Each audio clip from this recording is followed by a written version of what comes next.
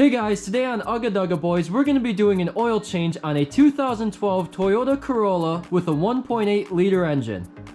Now before starting your oil change, you're going to want three things. You're going to want your oil, you're going to want your oil filter, and your oil cover remover.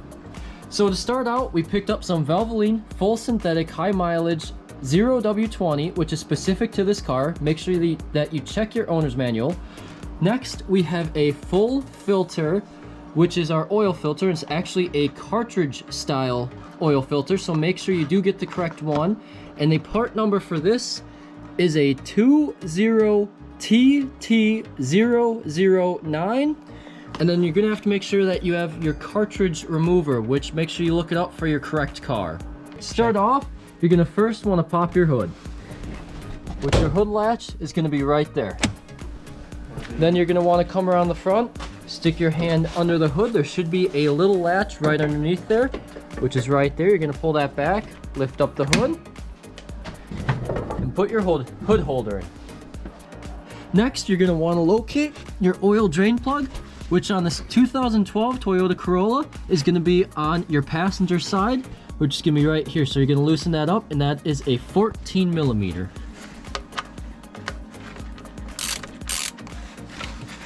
So you can loosen it with a tool and then slowly take it out by hand.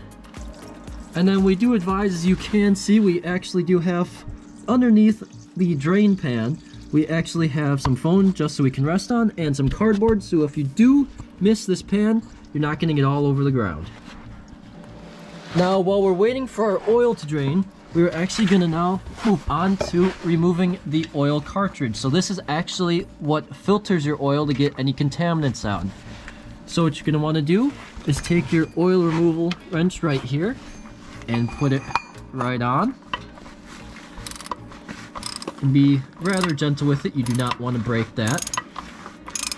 And now once again, as you can see, we do still have the container underneath, because once we do loosen it, some oil will come out and you do not wanna get that all over the ground.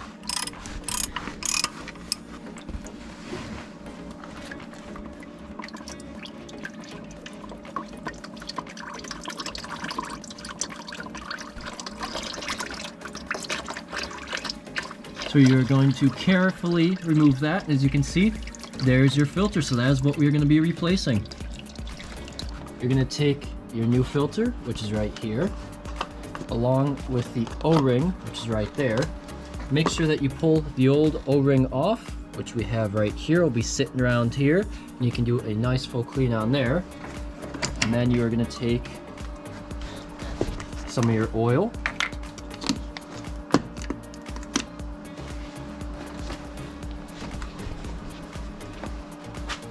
and actually what we would suggest to be best would actually take a little bit of your new oil and rub it around the ring. It just helps protect it and gives you a little bit better of a seal.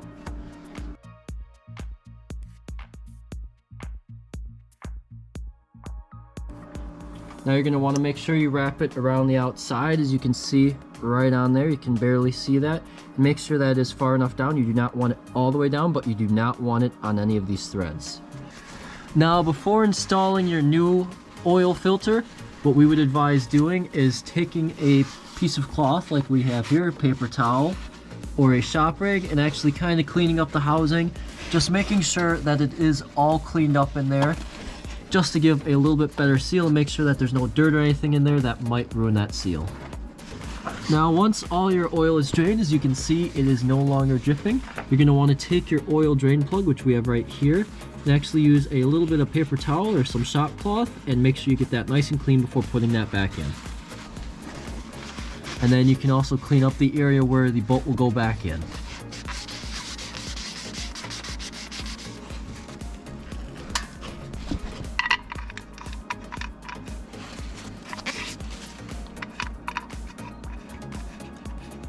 And at first we will hand tighten it, and then later we are going to torque it down to the correct specs.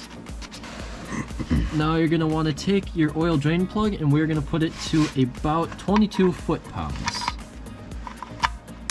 Now everyone does kind of have their own opinions, but this is what we're going to do about it. As you can hear, there's that nice little click, so we should be at that 22 foot-pounds. All right, now before going under, we're gonna take our filter right here, and it doesn't matter which way it goes in, but you're going to want to make sure that's clean, and you're actually going to slip it right on in. Now back underneath the car, you're going to take your filter and your filter housing, and you're going to screw it right back on. Make sure you're careful. It should go on very easily. If it's giving you a lot of resistance, you may want to take it out and do it again, because you may be messing up your threads. Now you're going to take your removal tool right here, and we actually have it on a torque wrench, and we're going to torque it to about 18 foot-pounds.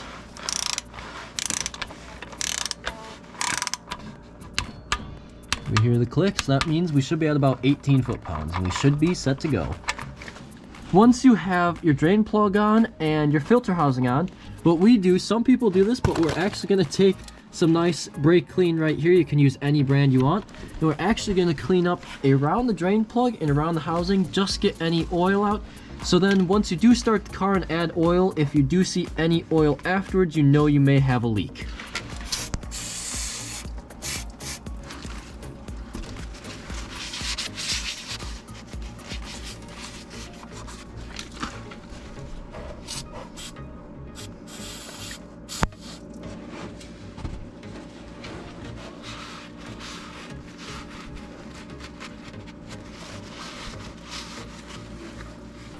Now we're going to be using a funnel. It is up to you, but we always think it is a lot easier to be using a funnel. And make sure you're going to want to clean it up, clean out the inside, just make sure that you're not putting any dirt straight into your engine.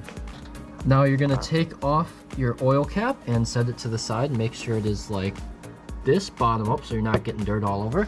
And you're going to take your funnel and put it right in here and start adding your oil. Now while pouring your oil in, you're going to want to make sure you do take it a little slow and watch it, just because as you can see it is pooling up in there, and if you do pour it too fast it will actually overflow and you're going to start pouring oil everywhere.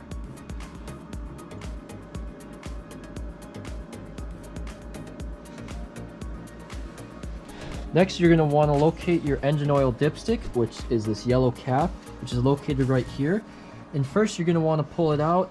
Make sure you have a clean rag and just do a nice full clean on it. Then that will allow you, once you do put it in, so you're going to want to put it right back in there. And that clean will allow you to get an accurate reading. You're going to want to make sure you get a full seat and slowly pull it out. And then as you can barely see on here, there are two little dots. And you're going to want to make sure that you are in between those dots before you do a first start and pull your car down, just to make sure that you're in a safe range. Now, before you start your car, make sure that you are at least on the safe level, at least in the middle on your dipstick, just to make sure that you are safe and you have enough oil before starting the car.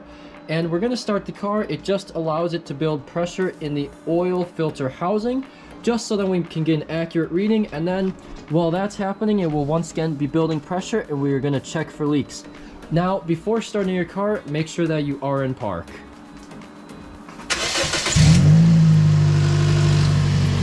Now we're going to take a quick look underneath.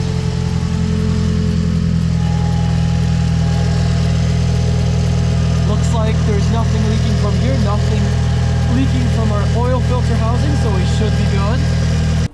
Once you've started your car, so we have built oil pressure, so there should be oil in the system. Once again, we're going to go back to the dipstick and just make sure that we do have enough oil in here. Now that we've checked it, we have determined that it is at a good level for now. We are going to roll it down just to make sure. You do want to make sure that your car is on a fully flat surface when you do your final check, because as you can see, we are on ramps and we are about half foot in the air, so that does cause your engine just to be on a little bit of an angle and your dipstick be on a little bit of an angle. So we want a flat surface just to make sure that we get a good reading. So we're just going to pull her down real quick, but first you're going to want to take out your hood holder. Make sure, put that back in. And then you're going to want to drop it, as you can see, just from a nice little distance. We can actually push it in. You want to make sure there should not be a gap in here at all, and you're going to know that you're fully seated. Now finally, to reset your maintenance required for your oil change, what you're going to want to first start to do is go to your odometer, which is right here, and you're going to push the odometer/trip button. You're going to make sure that you're on a trip. It does not matter if you're on A or B. And then you're going to back off the key. With your key at the accessory position, what you're gonna wanna do is push and hold the trip button, which is right there. And while you're holding that, you're gonna turn it to the on position, but not fully start the car. Once you see that, you will see these dashes counting down. Keep holding it.